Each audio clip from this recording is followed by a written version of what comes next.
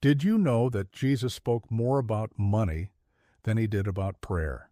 And yet we spend more time praying than we do learning how to handle our finances. In this series, we're going to be looking at what Jesus taught about money. And in this episode, I want to look at what I call the 3 C's of greed. The scripture says that the love of money is a root of all kinds of evil. And greed is one of those things that can cause us to get off track with God. Greed can cause us to do 3 things. It can cause us to covet what other people have, to compare ourselves with other people, and to crave more of what we already have.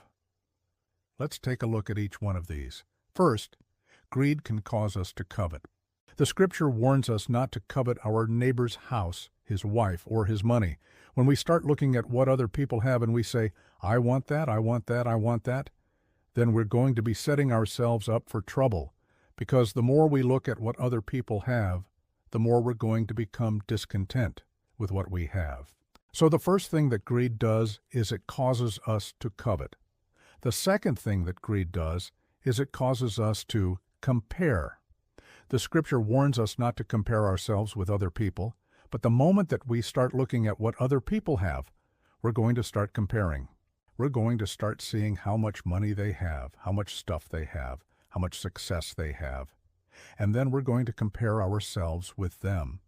And this is where it gets dangerous, because when we compare ourselves with other people, there's always going to be someone who has more, and there's always going to be someone who has less. If we compare ourselves with people who have more, then we're going to feel like we need more. But if we compare ourselves with people who have less, then we're going to start feeling sorry for ourselves.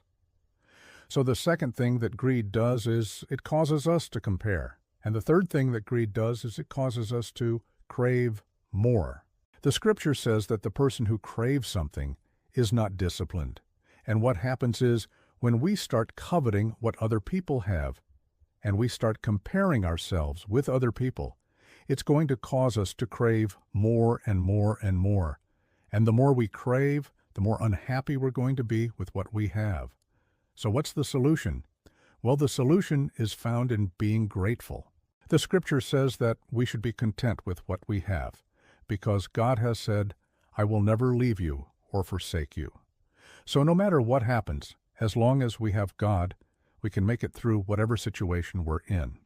So let's make sure that we don't fall into the trap of greed, that we don't allow ourselves to covet what other people have, to compare ourselves with other people, and to crave more of what we already have.